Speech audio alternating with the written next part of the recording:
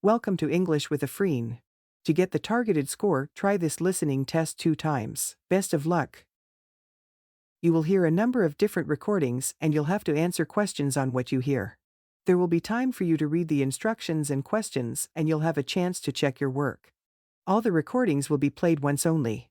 The test is in 4 sections. At the end of the test, you will be given 10 minutes to transfer your answers to an answer sheet. Now turn to Section 1. Section 1, you will hear a conversation between a student looking for a host family and a housing advisor. First, you have some time to look at questions 1 to 5.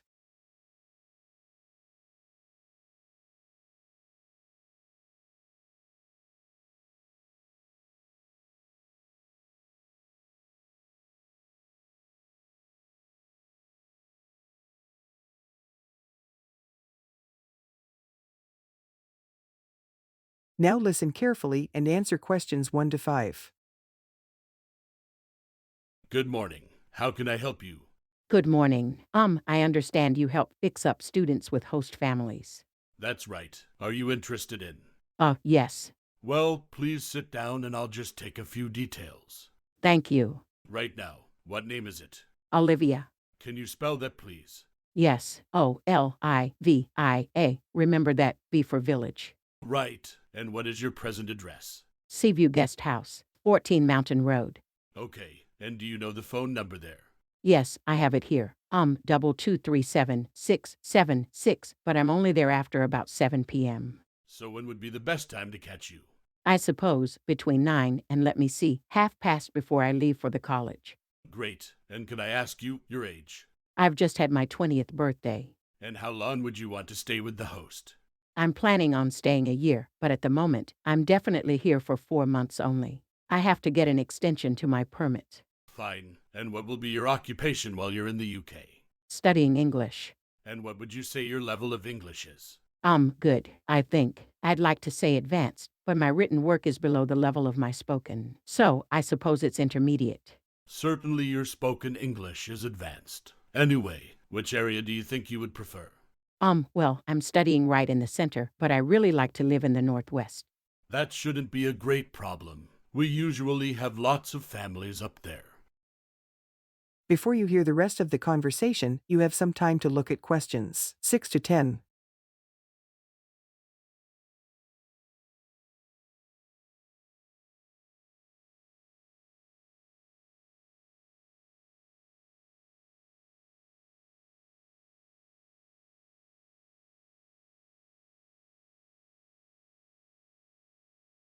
Now, listen and answer questions 6 to 10.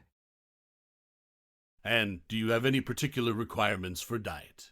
Well, I'm nearly a vegetarian, not quite. Shall I say you are? It's probably easier that way. That would be best. Anything about your actual room? I would prefer my own facilities en suite. Is that right? And also, if it's possible, a TV. And I'd also like the house to have a real garden rather than just a yard somewhere I could sit and be peaceful. Is that all? Well, I'm really serious about improving my English, so I'd prefer to be the only guest if that's possible.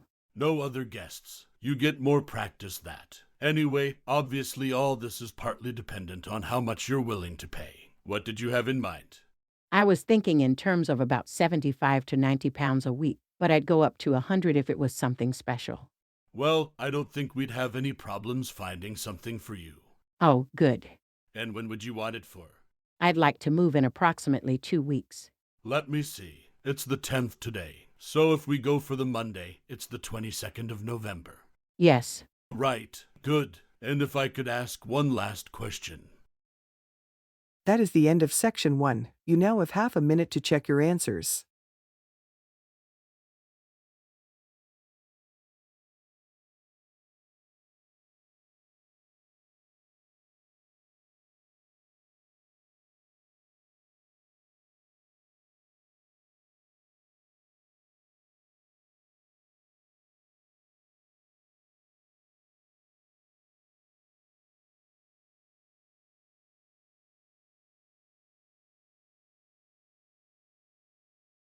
Now turn to Section 2. Section 2, you will hear a speech by an accountant about student banking. First, you have some time to look at questions 11 to 15.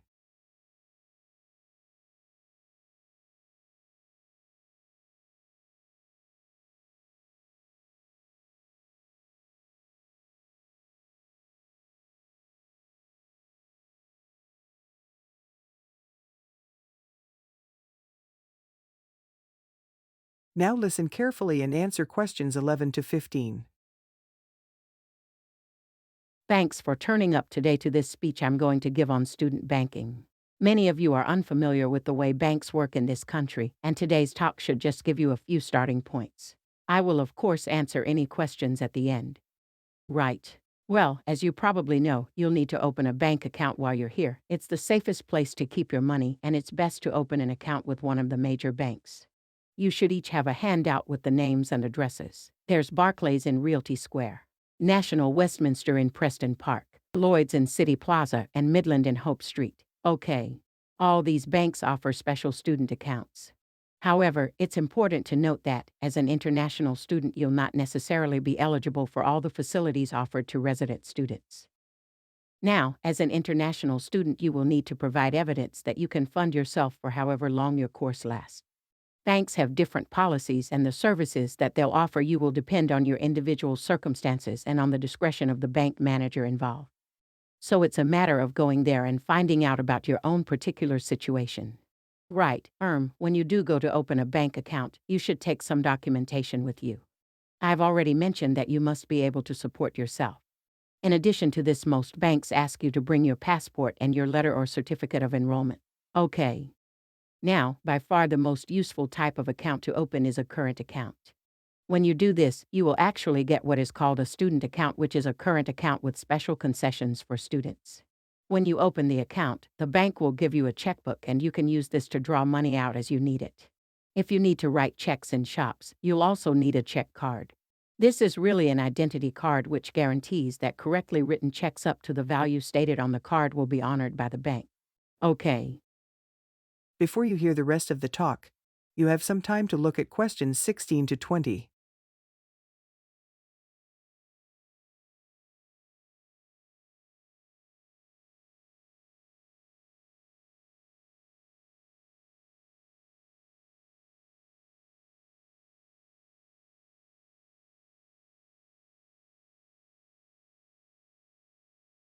Now, listen and answer questions 16 to 20. Right, if you want to draw out cash for yourself, you can make the check payable in your own name or to cash. You can also withdraw cash from a cash point machine with a cash card. These are extremely useful as they enable you to withdraw cash from your account anytime, even on holidays. There is also another card called Switch or Delta, and you can use this to pay for things in shops. It takes the money right out of your account, so you don't need your checkbook. Now, you may want to take more money out of the bank than you have in it. This is called having an overdraft. Be very careful with this. You should not do this without permission from your bank. Overdrafts usually incur charges, though some banks offer interest-free overdrafts to some students. But find out before you get one, right? Well, that just leaves opening times. When can you go? Banks used to be open from 9:30 a.m. until 3:30 p.m. from Monday to Friday, but many main branches are now open until 5 p.m. on weekdays. And some of the bigger branches in London and other major cities are now open for a limited time on Saturdays. Okay, any questions? That is the end of section 2. You now have half a minute to check your answers.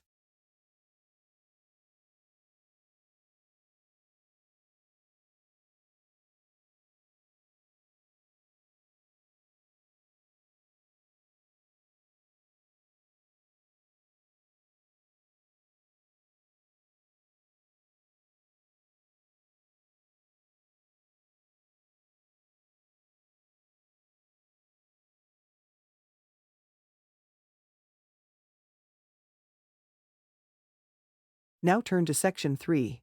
Section 3, you will hear a discussion between a student and a professor about her work placement. First, you have some time to look at questions 21 to 24.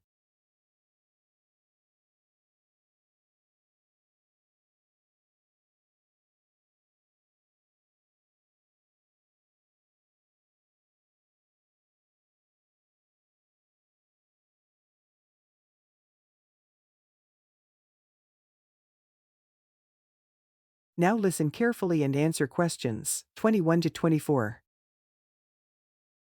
Hello, Dr. Green. I'm here to talk to you about my work placement. Oh yes, it's Holly, isn't it? Yes, So, which work placement have you chosen? I decided to go for the Orion Stadium placement. The event I'll be managing is one where I'm helping to set up a sports competition for primary school children. Yup, that's always a popular placement, even though it can be tougher than you think working with children. I know, but it's the fresh air that attracts me. Organizing something indoors doesn't have the same appeal, even though it might be fun. Okay, so obviously safety is going to be one of your key concerns for this event. Yes, I've already thought about that. I'll need to make sure none of the equipment's damaged. Ah well, you'll be working with schools, so the equipment will be their responsibility. However, the grounds and what goes on there will be yours. Oh, I see. That'll include keeping everyone within the boundary once they're in their kit and on the field. Exactly. You'll need to inspect areas like changing rooms as well for anything someone can trip over, but your main priority will be not to lose anyone. Right. I'll need staff to help with that. And don't forget about the spectators. Oh, I was thinking that many of them will be parents who could help run the event. I wouldn't rely on that. They'll be more interested in filming their children than volunteering. I'll need to make sure they don't interfere with events doing that.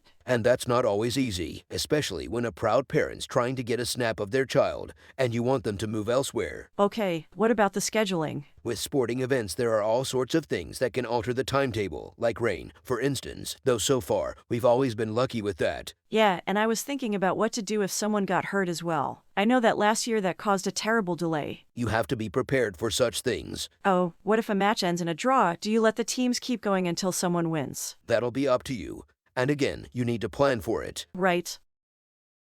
Before you hear the rest of the discussion, you'll have some time to look at questions 25 to 30.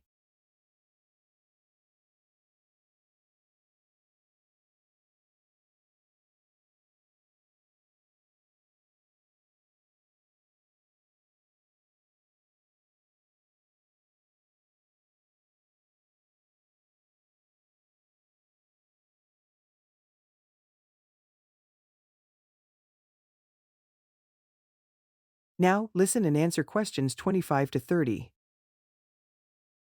Now, the aim of your work placement is to give you the opportunity to develop the skills that an events manager needs. So, let's talk about those a bit. Well, I think my communication skills are pretty good. I can talk on the phone to people and book venues and that kind of thing. Good. Just remember, it isn't only about what you say. If you meet someone face to face and want to persuade them to be a sponsor, for example. Oh, I'll dress up for that. Sure. Good. Let's go on to think about your organizational skills. You're working in a very people-based industry, and that means things won't always go to plan. I guess it's being prepared to make changes that matters. That's right. You may have to make an on-the-spot change to a timetable because of a problem you hadn't anticipated.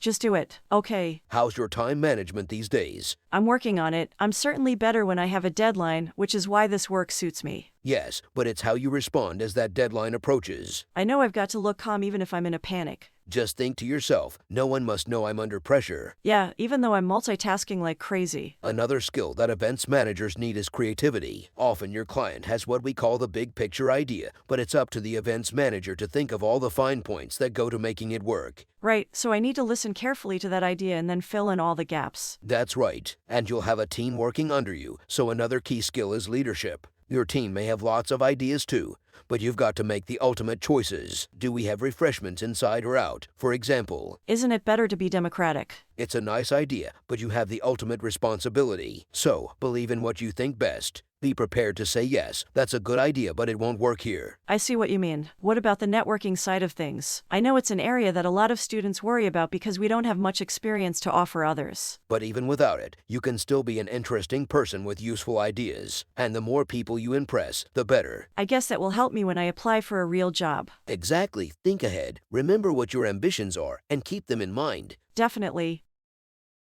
That is the end of section 3. You now have half a minute to check your answers.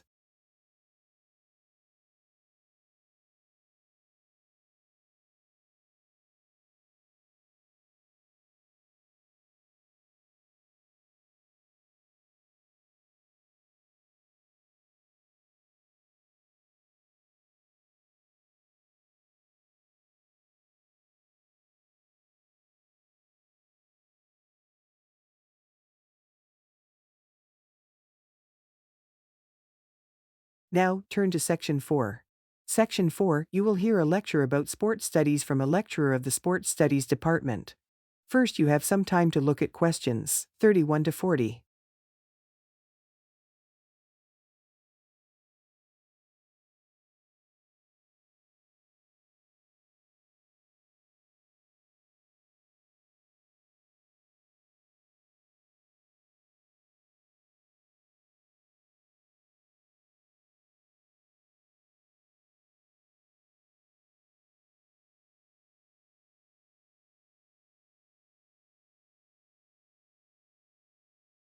Now listen carefully and answer questions 31 to 40.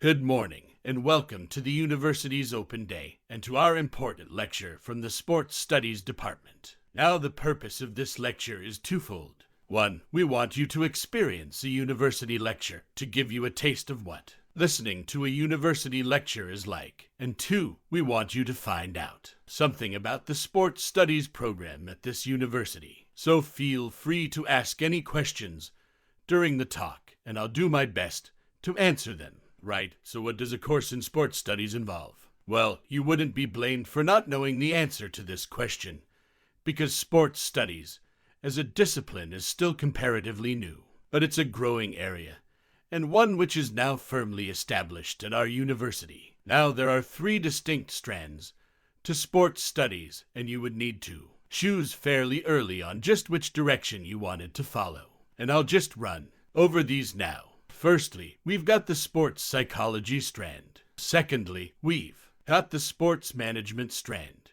And last, but not least, there's the sports physiology strand. So just to recap, there's sports psychology, sports management, and sports physiology. Let's look first at psychology. Now, the people who study sports psych want to work with top athletes, and they're looking at what will take those athletes that 1% extra. So, what makes them win?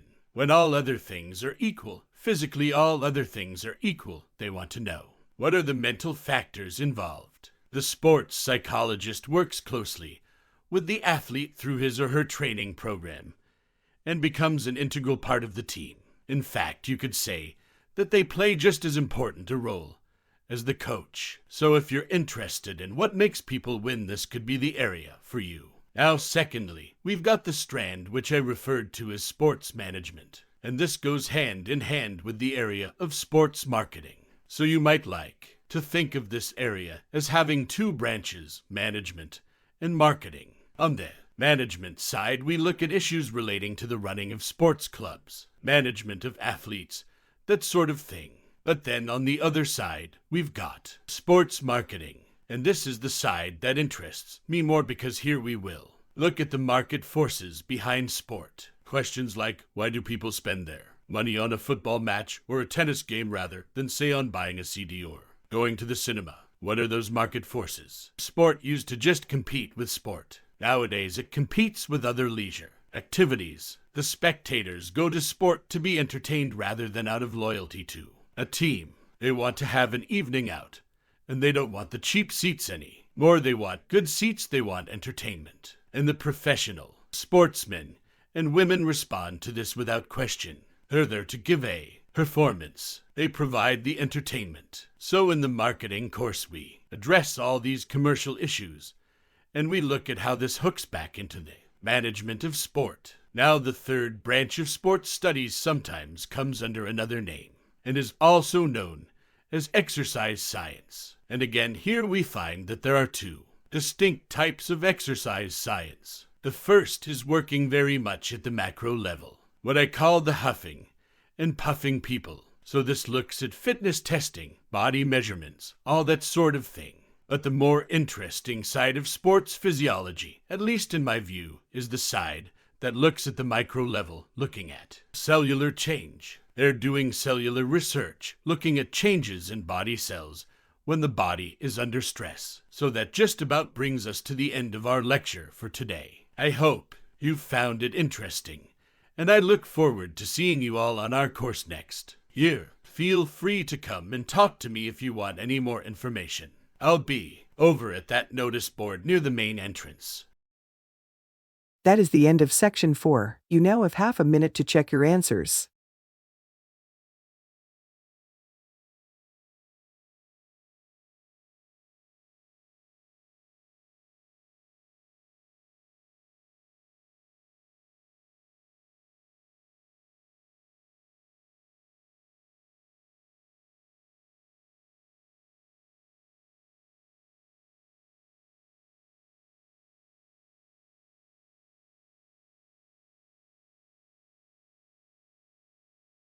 That is the end of the listening test. You would now have 10 minutes to transfer your answers to the answer sheet.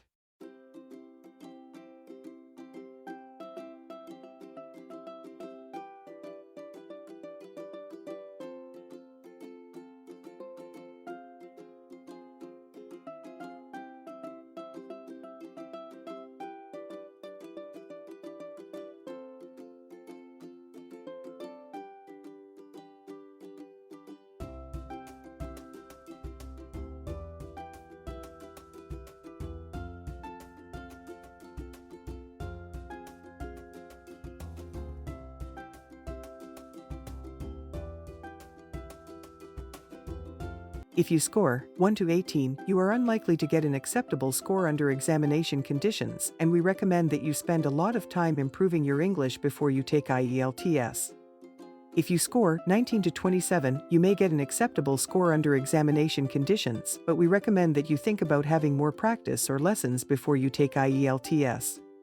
If you score 28 to 40, you are likely to get an acceptable score under examination conditions, but remember that different institutions will find different scores acceptable. Thanks for watching. Please like, share, and subscribe to the channel. We really appreciate it.